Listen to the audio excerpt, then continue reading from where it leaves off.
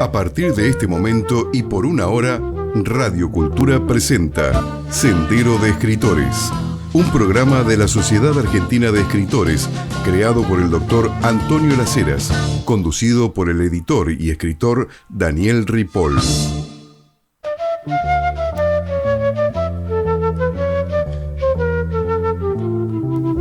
Hola, buenas noches, ¿cómo están ustedes? Gracias al mundo digital. Ustedes pueden estar viendo esto de día, o tal vez en horas vespertinas o matutinas. Lo cierto es que esta modernidad nos permite ver, decidir y tomar decisiones en el momento que creamos conveniente.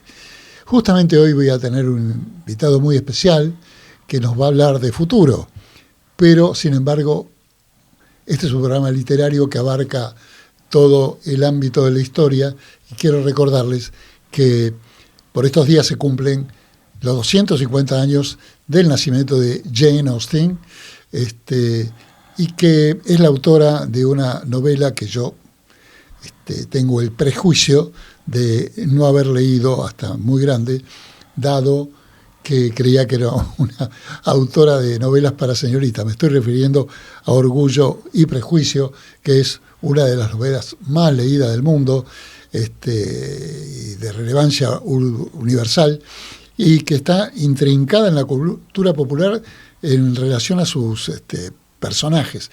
Los personajes son en gran parte protagonistas femeninos que empezaban a independizarse las mujeres, a tener pensamiento propio que tantas veces le había sido quitado, ¿no?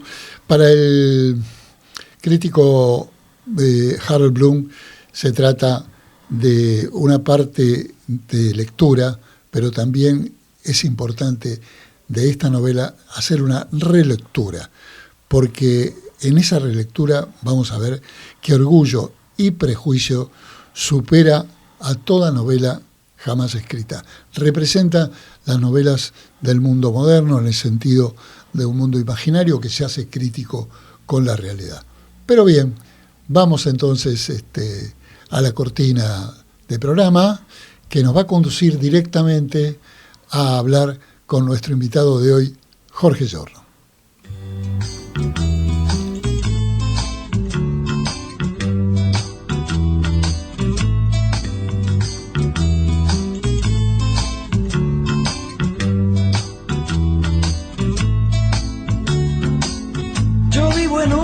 Ciudad donde la gente aún usa gomina, donde la gente se va a la oficina sin un minuto de más.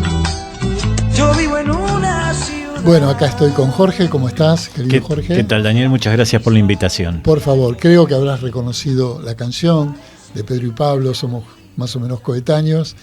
Y bueno, esta canción, junto con la Marcha de la Bronca, era inaugural de los años 70, al principio. Y este tema tan particular que habla sobre la ciudad, bueno, lo elegí a propósito porque Jorge, como ustedes tal vez lo conozcan ya, es un experto en la ciudad, en la cultura de la ciudad, en la economía de la ciudad. Y hoy tengo una puntería terrible. Ayer acaba de salir este nuevo libro de Jorge, El Contrato Urbano, y por eso lo tengo aquí conmigo, que es un libro muy interesante como manifiesto para la democracia que viene, del contrato social de Rousseau al contrato urbano del siglo XXI. Explícanos qué es esto, Jorge. No sé, en esto la verdad que lo que concentramos es el pensamiento de un proceso que se está dando en este momento a nivel mundial, a nivel global, que es el proceso de concentración de la urbanidad, el proceso de migración de los centros a los centros urbanos, o sea, del campo a las ciudades pequeñas y de las ciudades pequeñas a las ciudades más grandes. Un proceso que no sucedía en nuestro mundo desde hace 400 años.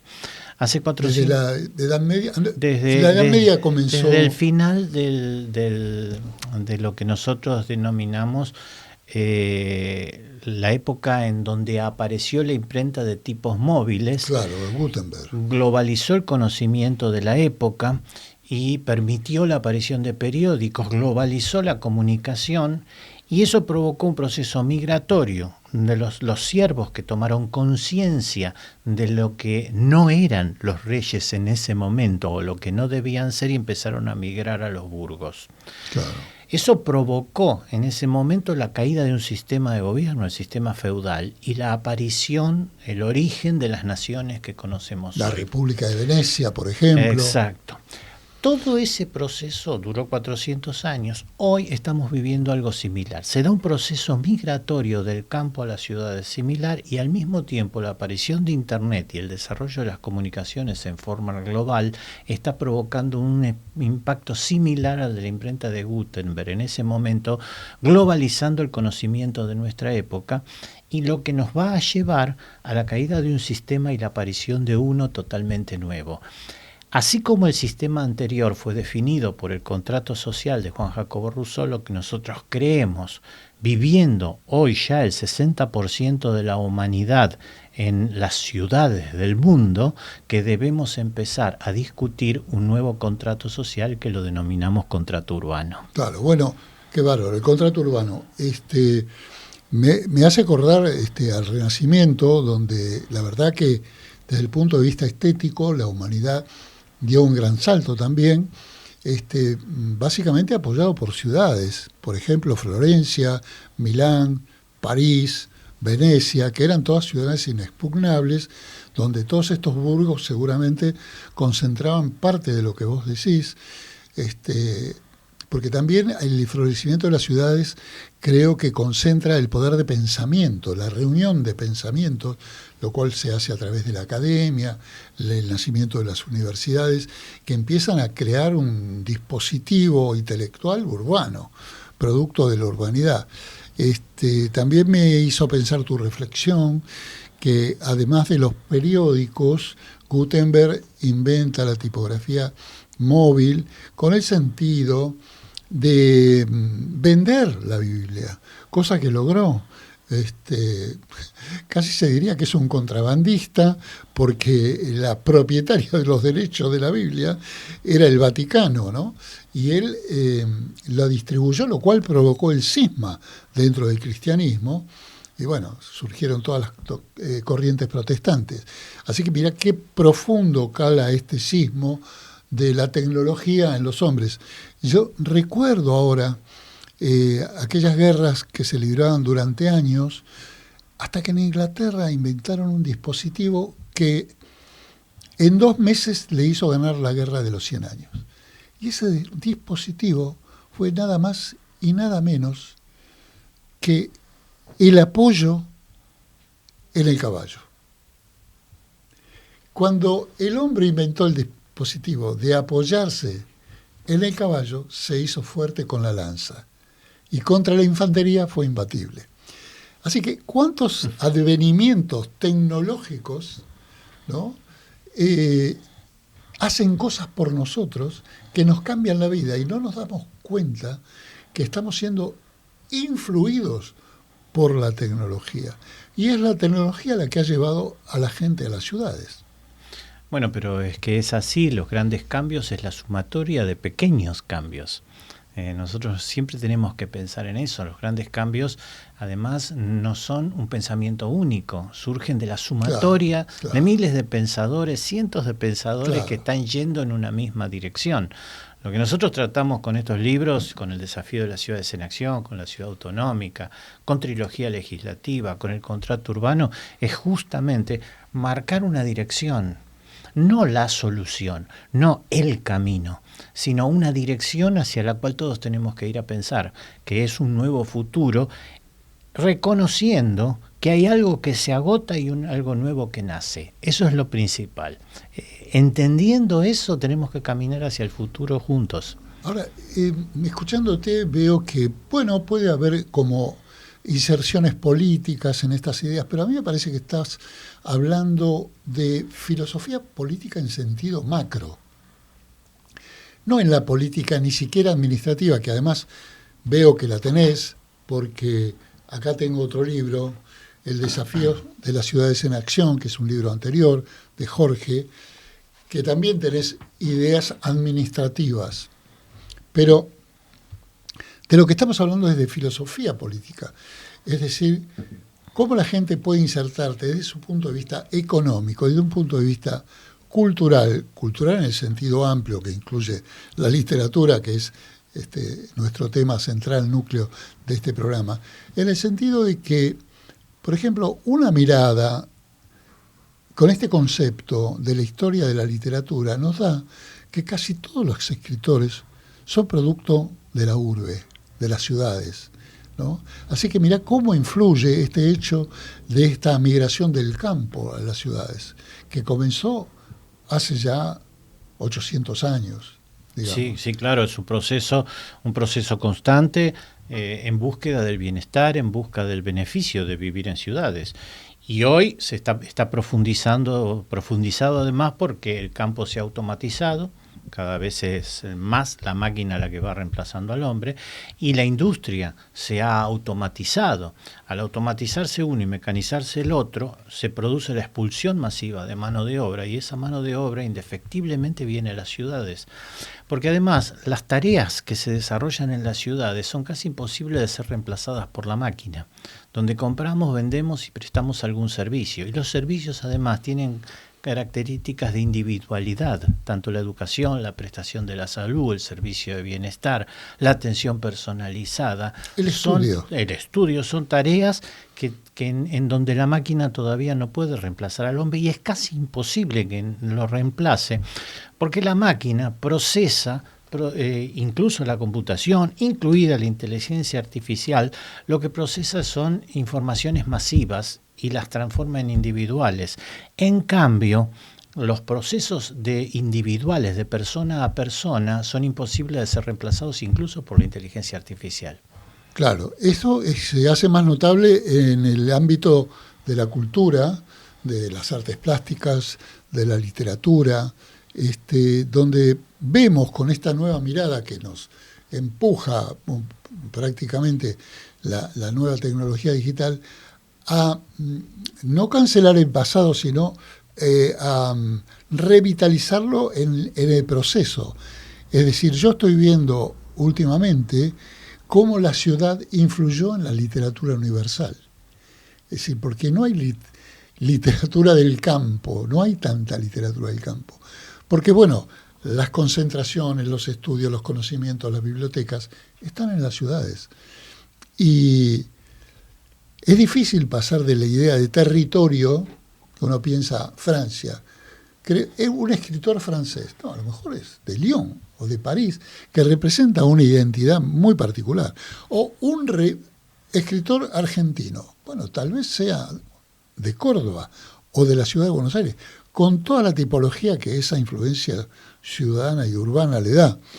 Por eso me parece que vos también estás hablando del surgimiento de nuevas ciudades que tengan que ver con una interconexión de conocimientos. Sí, por supuesto, hablamos del desarrollo de las redes de ciudades. Eso es algo que ya se está dando en el mundo y están adquiriendo estas redes de ciudades un poder extraordinario. Hay una red que se llama Ciudades y Gobiernos Locales Unidos, CGLU, que nuclea a 3.000 ciudades de todo el mundo, que en este momento trabajamos en red. La Ciudad de Buenos Aires integra esta red de ciudades y tiene la copresidencia de la Unidad de Planeamiento Estratégico de Ciudades y Gobiernos Locales Unidos, es decir, de más de 3.000 ciudades de todo el mundo. Pero al mismo tiempo trabajamos, por ejemplo, con la red CIDEU, que son ciudades iberoamericanas, en función del pensamiento estratégico, también del desarrollo urbano, 250 ciudades. O trabajamos en Mercociudades, que son 300 ciudades de Latinoamérica trabajando en red. ¿Y qué significa trabajar en red? Bueno, en estos casos son experiencias de gobierno. O sea, los gobiernos intercambian datos para poder contagiar las buenas prácticas y para ver qué podemos utilizar que se haya hecho en una ciudad en otra ciudad. Y esto fortalece las gestiones administrativas de los gobiernos y el resultado que las poblaciones esperan. Y además ahorra tiempo. Ahorra muchísimo tiempo. Si podemos replicar un caso virtuoso, ¿para qué vamos a ver si la invocamos? Sería, ¿no? Ahorra tiempo y dinero, porque las experiencias fallidas es pérdida de dinero. Claro. Y acá lo que evitamos son las experiencias fallidas. Y de tiempo. ¿Qué es lo que falta y es un desafío para el futuro? El armar redes similares de la sociedad civil, las organizaciones no gubernamentales. Hoy las organizaciones no gubernamentales son un elemento estratégico extraordinario para la multiplicación del conocimiento para el futuro. ¿Vos crees que en el futuro va a haber gobiernos más pequeños debido a una mayor participación ciudadana? Sí, individual, con las redes, con la inteligencia artificial o lo que sea, que uno va a estar más atento a tomar decisiones? Yo no creo que sean más pequeños en cuanto a la cantidad de gente que va a ocuparse de llevar adelante una administración. Ajá. Lo que creo es que va a haber menos representantes delegados y más ejecutores, o sea, poderes ejecutivos más fuertes y organismos legislativos menos más débiles. Deliberantes. Exactamente. Porque la gente va a estar muy informada. La gente muy informada y va a tomar decisiones en línea. Que eso es algo que Votaciones ya podría constantes. suceder. Esto ya podría suceder. Lo que pasa es que no lo tenemos implementado porque el sistema sigue siendo un sistema pensado en la política del siglo XX. Claro, ese es un sistema todavía que se desplaza por una ruta para llegar a la provincia de Salta, cuando ya se puede ir en avión o inclusive transmitir información por las redes digitales. Había un viejo político en Argentina que solía decir que los pueblos evolucionan a la velocidad de los medios que la transportan. Claro. Y eso es lo que está pasando. Sí. Estamos cada vez, vamos más rápido. Y ahora estamos transportándonos digitalmente, todavía no el cuerpo material, pero sí nuestras ideas y la información es inmediata. Y nuestra imagen. También, claro. Estamos en otro lado. Cuando uno hace un WhatsApp con una persona que está en España y está hablando en el momento y mirándose, lo que está viendo son los gestos. Claro. Ahora, pensemos que esos gestos también se están digitalizando, se están transformando en datos y están yendo a una nube. O sea que hasta nuestros gestos están captados por la tecnología. Sí, a veces me pregunto si todas las redes sociales que venimos utilizando, Facebook, YouTube, Instagram, LinkedIn, todas las que quieras, son gratuitas por una razón. En realidad le estábamos dando, cada uno de los que usamos, información a esta macromente para ahora devolvérnosla en la inteligencia artificial ya cargada por nosotros mismos. Nuestro gusto, claro, nuestros gestos, nuestras preferencias, las lecturas, lo que comemos, lo que no comemos. Y entonces ya estamos sabidos para la inteligencia artificial. Del mismo modo que la política, la economía, la producción. Me parece que eso es irrefrenable y ya está instalado. Pero por supuesto. Pero yo a veces pienso, ¿no? Uno está acostumbrado a ver el Google Map y cuando mira el lugar por donde tenemos que pasar nos van indicando cuáles son los comercios que hay en ese camino. Y sí, eso es una publicidad indirecta. Claro. Pero yo recuerdo que cuando teníamos la guía Filcar y mirábamos el plano, del otro lado del plano estaba la publicidad de los comercios que estaban en ese plano. Sí. A ver, es lo mismo. Cambió el método, cambió la forma. Claro. Ahora, legislamos para el libro impreso. ¿Estamos legislando hoy para la inteligencia artificial? Claro que no. Esa es la gran deuda que tenemos. ¿Cómo vamos a regular el ciberespacio? Y hay algo que es muy lindo, que yo suelo contarlo porque está sucediendo. En este momento hay una discusión en el mundo sobre la declaración de independencia del ciberespacio, porque es un nuevo territorio, claro, porque es un nuevo lugar que no existía antes. Y no es otro planeta, es acá en simultáneo con el planeta en el cual vivimos. Todavía estamos legislando nuestra propiedad marítima y hay muchas disputas sobre el derecho que tenemos cada uno sobre el mar. Y sin embargo ya tenemos que dar el salto sobre todo eso y legislar sobre el espacio y sobre el espacio sobre el ciberespacio. Claro, sobre el ciberespacio. Estamos hablando con Jorge Giorno, autor de este libro que acaba de salir, El contrato urbano, me hace acordar al contrato social de Rousseau. Y bueno, estamos en una época de cambio como aquella. Me pregunto también, dado tu conocimiento, vamos a hablar de cosas que se convirtieron en libros como las leyes reflejadas en la Constitución Nacional. ¿Habrá que adaptar la Constitución a estas nuevas realidades? Sí, por supuesto.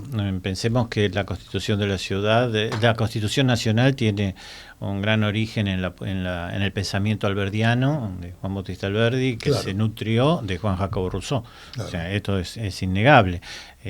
Y es una Constitución hecha en 1850. O sea, tenemos una diferencia de años muy fuerte. No es solo actualizarla, es adecuarla a la nueva realidad. Hay, como nosotros decimos, hay nuevos derechos que están apareciendo por el hecho de vivir en ciudades. Claro. Tenemos que empezar a discutir todas esas cosas. ¿Sí? ¿Podemos definirlos ahora? No, lo tenemos que definir entre todos, porque ese es el secreto del futuro. Que no va a venir alguien entre a decirnos todos cómo, sino que lo tenemos que hacer entre todos. Pero sí sale la figura del líder carismático, y empieza a disolverse el poder en manos de cada uno de nosotros. Bueno, veamos que cada vez en el mundo las expresiones de los líderes son no tanto carismáticas, sino ridículas.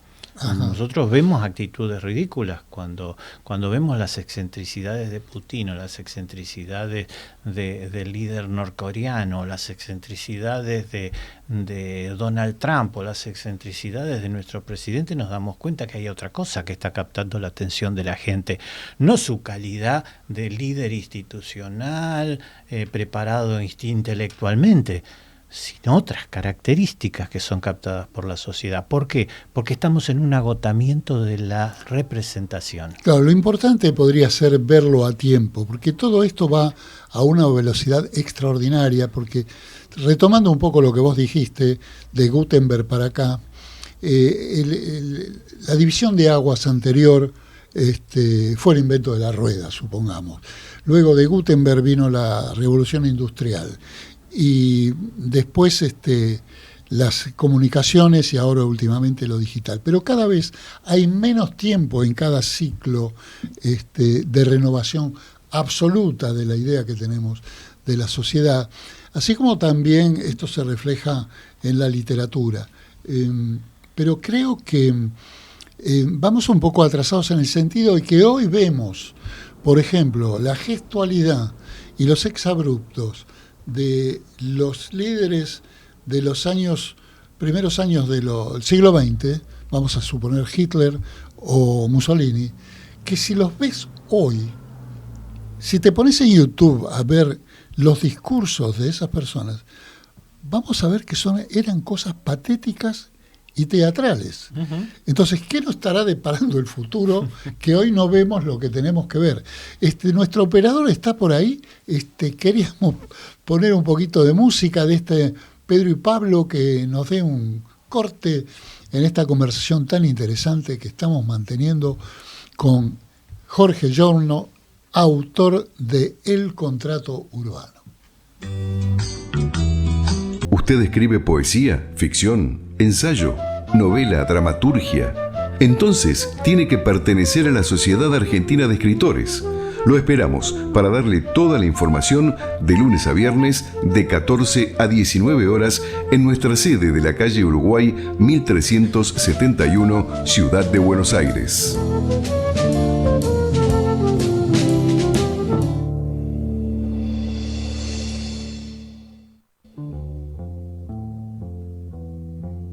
Todos aquellos escritores, así como también las editoriales que quieran enviarnos sus libros, pueden hacerlo a Radio Cultura, programa Sendero de Escritores, Guido 1566, código postal 1016, Ciudad Autónoma de Buenos Aires.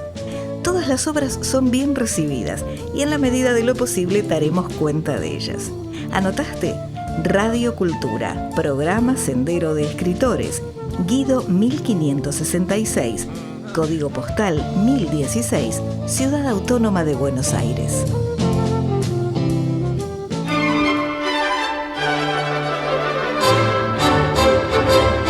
Mundo Literario.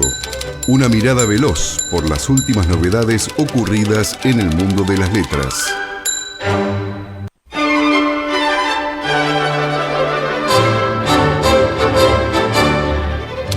Bueno, señores, ahora me ven con anteojos y los auriculares, seguramente porque vamos a seguir conversando con Jorge Giorno, pero como dijo la cortina, estamos en tiempo de noticias literarias, así que quiero contarles 3-4 noticias literarias y luego seguimos con Jorge, que está muy interesante la charla con Jorge Giorno sobre la ciudad y las ciudades del mundo. Bueno, vamos con la Feria del Libro de Rosario. La Feria Internacional del Libro de Rosario se extenderá hasta el domingo 15 en el Centro Cultural Fontana Rosa. Será inaugurada por la escritora Beatriz Viñoli. Entre los invitados participan charlas y presentaciones de libros y se destacan entre ellos Luis Guzmán, Martín Coan Reina y los 7 Case, que es rosarino, Eduardo Sacheri, Pablo Ramos, Alicia Genovese, Becerra, Luis Novarecio, otro rosarino, Florencia Canale, que ha visitado nuestro programa, gran autora y muy estudiosa de la historia argentina, el dibujante Miguel Rep, Walter Lescano, que proviene del rock y es un erudito en poesía y rock, y bueno, muchos más que estarán incluidos en la programación, que además tratará como temas de debate a Paul Auster y Roberto Fontana Rosa.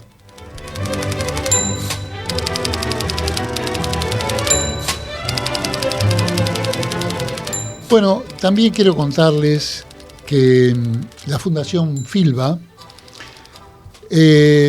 anunció que tendrá lugar la edición internacional del legendario festival que convoca a escritores y escritoras nacionales y extranjeros a competir, conversatorios, lecturas, entrevistas en vivo, bitácoras y talleres en el público lector argentino. Esto va del 25 al 28 de septiembre. La Fundación Filba, como ustedes saben, es una organización privada sin fines de lucro perteneciente a la Fundación El Libro. Y este festival es el más importante de la Argentina y líder en su tiempo, en su tipo de América Latina. Se realiza cada año en el mes de septiembre en esta ciudad y reúne autores de todas partes del mundo. Para este festival ya hay una primera invitada, que será Sheena Patel, una joven autora británica que publicó hasta el momento una sola novela, pero que movió todos los números de ventas de Inglaterra. Así que bueno, ya lo saben, en la Fundación Filba, este festival del 25 al 28 de septiembre.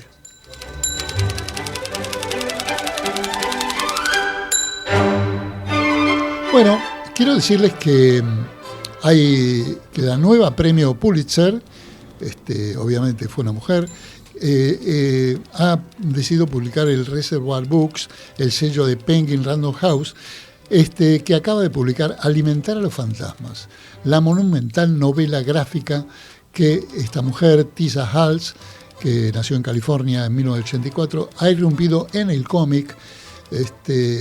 Hace unos años hubo un cómic muy interesante que se llamó Mouse, que hablaba, era más o menos como Rebelión en la Granja, un tema muy recordado. Y en este caso rescataba el tema del Holocausto.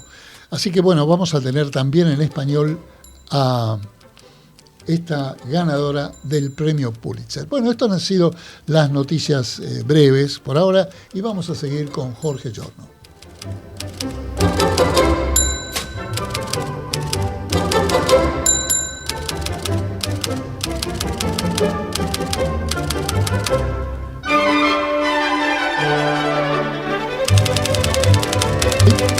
Bueno, Jorge, venimos muy bien con la conversación, pero hay un dato que la gente no sabe y que no podemos soslayar en este programa, que es auspiciado por la Sociedad Argentina de Escritores, y es el hecho de que vos fuiste presidente de la Sociedad Argentina de Escritores. Porque recién estábamos comentando en el corte que él ha escrito, bueno, ya una serie de libros. ¿Cuántos? 5. 5. Vamos empatados por ahí. Pero que también escribís poesía, eso es un gran lector, ¿verdad? Pero esto lo hizo ser presidente de la Sociedad Argentina de Escritores. ¿Cómo llegaste a eso? No, con un trabajo muy fuerte que hicimos en su momento con Antonio Laceras. La Sociedad Argentina de Escritores estaba en crisis. Suponíamos que venía una intervención Entonces se hizo un proceso electoral a través de una asamblea, llegamos a la presidencia y justo en ese momento, por discusiones internas, fue intervenida por la justicia. Entonces, por la Inspección General de Justicia, y realizamos durante 2 años ese trabajo fuerte de sacar a la Sociedad Argentina de Escritores de la intervención y devolverla a su legitimidad democrática. Y lo logramos y bueno, me sucedió en la presidencia el doctor Baccaro, que realmente viene desarrollando una excelente tarea al frente de la Sociedad Argentina de Escritores. Claro, perfecto. Pero quiere decir que vos la salvaste, porque vos sos contador, ¿verdad? Sí, soy contador público. ¿Y la salvaste desde un punto de vista económico? ¿Cómo fue ese salvataje? No, en la parte institucional. Lo que había era una intencionalidad de algunos sectores de liquidar la Sociedad Argentina de Escritores. En ese momento se había armado una sociedad paralela, también de escritores, que buscaban, hacían una suerte de competencia con la Sociedad Argentina de Escritores. Nosotros quisimos preservar la historia de la Sociedad Argentina de Escritores. Recordemos que esta institución ha tenido presidentes como Lugones, Borges y otros que son nobles de la nobleza de la literatura argentina. Y toda la historia que está almacenada en la Sociedad Argentina de Escritores, en su biblioteca, lo que significa la casa de José Hernández en la calle México, realmente tiene una historia que no la podíamos perder y buscamos esa institucionalidad y por supuesto lo logramos. Así que actuaste frente a la Dirección de Justicia, sí, hacia la Inspección General de Justicia, aclarando los papeles y logrando que se reconvirtiera en esta institución que tenemos hoy, que tiene una sede magnífica, ya no está en aquella de la calle México, que también preserva, ahora está aquí en el barrio de Recoleta, en una sede que tiene 4 o 5 salones, donde también en parte funciona esta radio. En fin, es una institución muy importante, como hay pocas en Latinoamérica. Pensemos que es señera y que tiene infinidad de filiales en el interior de nuestro país. Hay escritores esparcidos por todo el territorio nacional que están nucleados en distintas sociedades argentinas de escritores que son filiales de la Sociedad Argentina de Escritores. Sí, es verdad. Hoy he conocido a gente del interior del país que pertenece a estas filiales que vos decís, que tienen una actividad realmente muy interesante. Y es un sistema de organización que además es envidiable porque es muy federal, es muy descentralizado. Cada una de estas filiales son autónomas, cada una de estas filiales tiene su forma de conducirse, y eso es lo que ha hecho que perdure en el tiempo. Bueno, es una sociedad que tiene más de 100 años. Claro, me imagino además, por otro lado, que esto coincide un poco con vos, el hecho de las filiales de la cadena de ciudades, ¿no? Esta finalidad que vos tenés casi como un programa en tu cabeza de que el futuro va a ser el de las ciudades. Sí, yo creo que lo que se está es redibujando la geopolítica del mundo. Y el poder está cambiando. Las fronteras están desapareciendo. Las fronteras que conocimos nosotros, que estudiamos en la escuela secundaria en el siglo pasado, claro, están desapareciendo. Hoy uno con un pasaporte entra a Europa como continente y se puede mover dentro de Europa sin que existan fronteras, porque nadie controla. Y eso pactado. Es porque hay comunicaciones que trascienden porque ellos avanzaron en un proceso de integración que tiene origen en la Carta de Sustentabilidad de las Ciudades firmada en la ciudad de Aalborg hace casi 40 años. Ajá.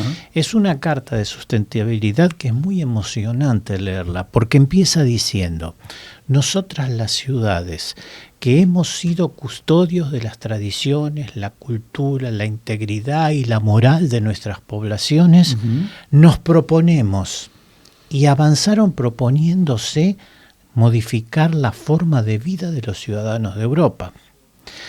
Fracasada la vieja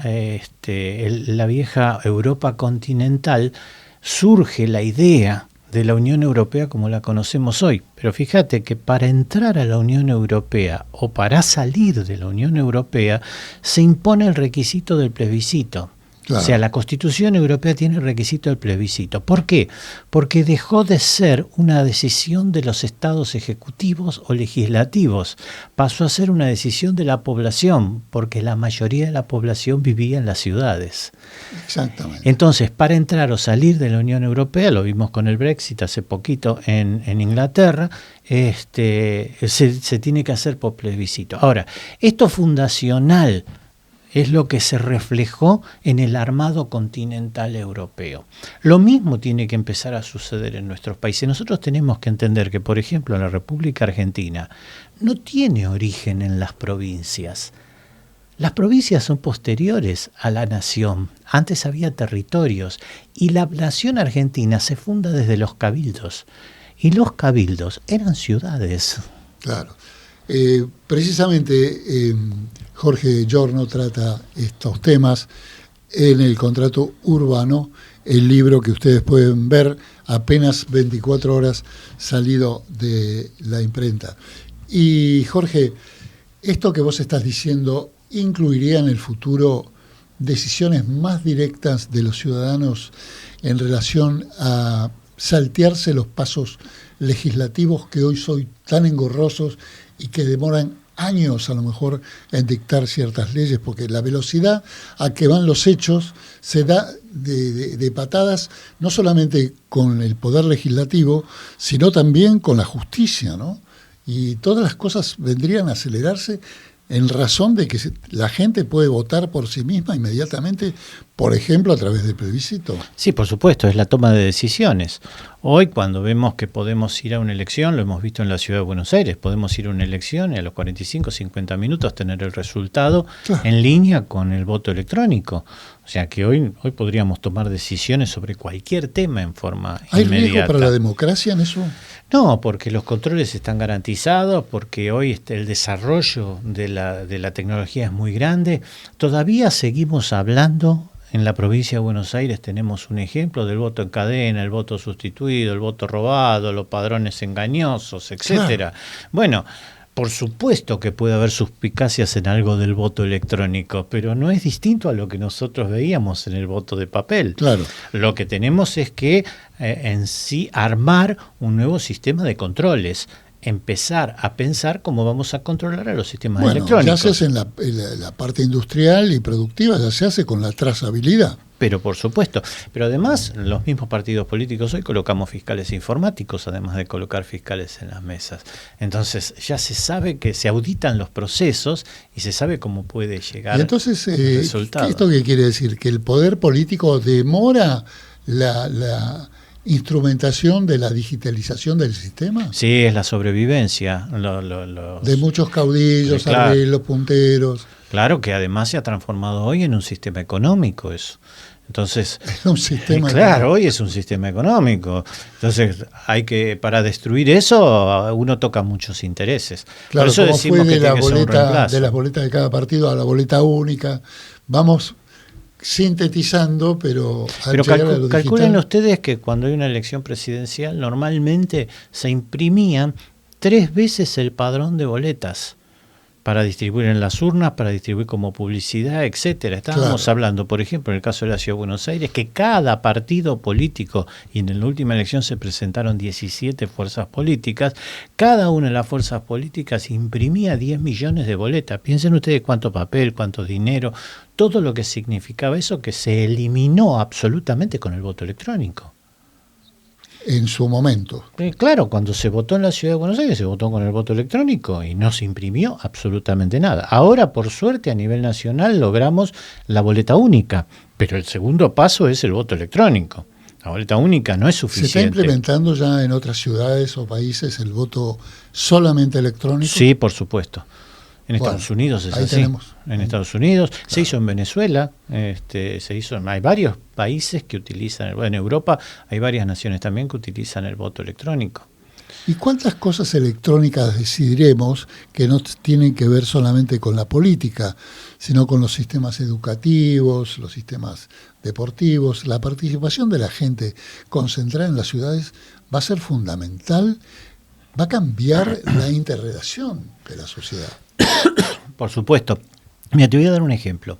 Hace 8 años inauguramos en la Ciudad de Buenos Aires un curso de estrategas urbanos. Era un curso donde capacitábamos integrantes de las organizaciones de la sociedad civil. Perdón. Bueno, estamos hablando, mientras toma agua, con Jorge Giorno y sobre este libro, El contrato urbano y todas las implicancias que tiene. Adelante, Jorge. Estrategas urbanos, un curso que se le dictaba a integrantes de las organizaciones de la sociedad civil y que alcanzaba aproximadamente en forma presencial a 150 personas cada vez que lo hacíamos. Lo habilitamos después de la pandemia a una forma digital. Lo hicimos mixto. En este momento solemos tener de 300 a 400 inscriptos presenciales y más de 1.000 a 1.500 de todo el país y de otros países de Latinoamérica a través del sistema web. Claro. Entonces esa multiplicación no tiene límites. Ahí es donde aprendemos que no hay límites.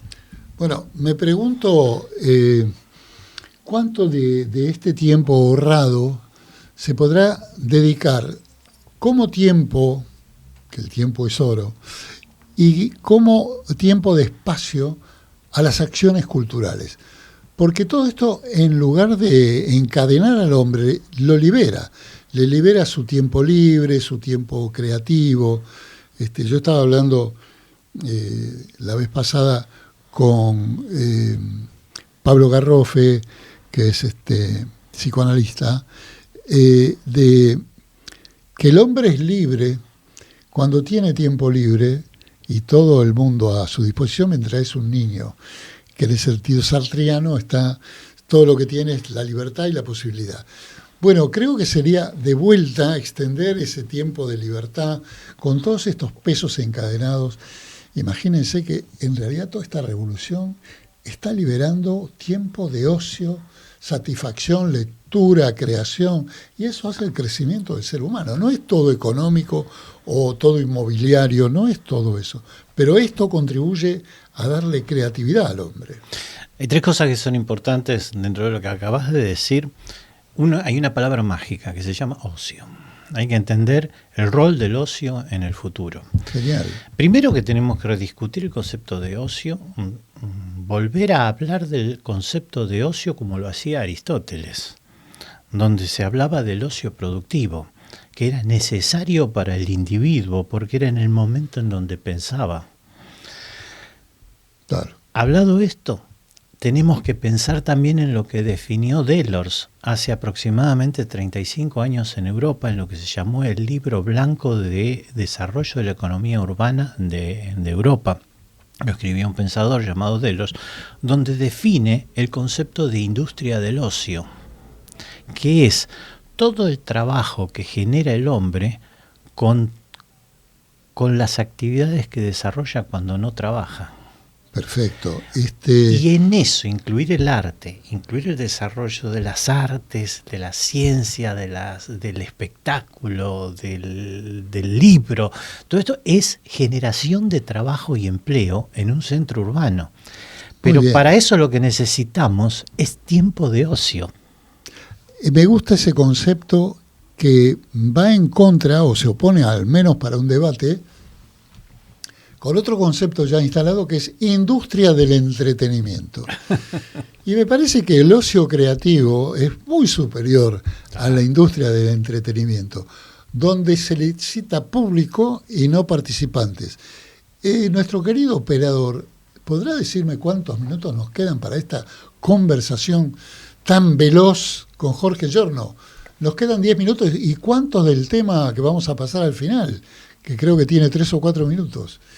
Así que bueno, ¿qué pensás de esta libertad del hombre en cuanto a estar más concentrado en las ciudades, si se lograra como objetivo territorial, político, económico, en cuanto a esto, a la cultura, al desarrollo de las artes, como destino del hombre en el futuro?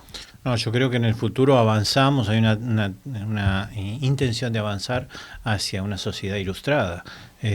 ¿Por qué? Porque el trabajo y la generación de trabajo y empleo se da en esos sectores, lo que hablábamos antes. Hay 3 o 4 actividades que son imposibles de ser reemplazadas por la máquina: la educación, la prestación de salud, las prestaciones de bienestar y el desarrollo de la industria del ocio, que, como bien lo planteabas vos, no es la industria del espectáculo, porque la industria del espectáculo me hace acordar más al pan y al circo de la época de Nerón, donde la cuestión era brindar el show para que la sociedad estuviera entretenida y no pensara en lo que tenía que pensar. Y es al revés, nosotros lo que proponemos es que la gente tenga tiempo para pensar. Son 2 cosas totalmente distintas. Sí, además la gente más ilustrada, en todo sentido, tanto sea el artístico como el informativo. Tenemos un ejemplo reciente. Por ejemplo, la famosa gripe española que se dio después de la Primera Guerra Mundial, que lamentablemente le pusieron española y en realidad era la gripe norteamericana. Sí, pero como España no estaba en guerra, todos los demás países, el único que publicaba que había una epidemia era España. Los demás tenían censura, todos los medios tenían censura. Entonces, como se publicaba solamente en España, le dijeron que era la gripe española, que diezmó 5 millones de personas en todo el mundo después de la Primera Guerra, que surgió en un batallón de Estados Unidos, la llevaron con sus tropas a Europa y ahí murieron más gente por esta enfermedad. No, pero lo que quería decir es a propósito, que ahí murieron mucha cantidad de personas. Y tiempo después, cuando tuvimos esta gripe mundial, que fue el COVID-19, murieron muchas menos personas, gracias a la información, el conocimiento y las comunicaciones. Así que todo esto de lo que estamos hablando influye el ocio como sentido creativo de la cultura, pero también para que la gente se informe y se ponga como más lúcida, ¿no? Que también tiene sus secuelas en la salud y las buenas relaciones entre los hombres. Hay una cantidad de beneficios que se darían con la concentración del saber y la interconexión en ciudades. Yo estoy pensando en la interconexión de las bibliotecas, la gran biblioteca de Babel, que todos dispongamos de la biblioteca. Todavía todas las bibliotecas del mundo están separadas y, bueno, tendríamos otra visión de lo que es el mundo. No, es que es así, es tal cual lo estás presentando, Daniel, porque es la forma de entender el futuro. Yo creo que vamos a ese camino. Por eso hablo de una sociedad más ilustrada, porque vamos a tener más acceso a todo el conocimiento. Lo que decíamos al principio, el hecho de trabajar en tiempo real, de poder entender qué es lo que sucede en el mundo en tiempo real, nos da una ventaja respecto a las generaciones anteriores extraordinarias.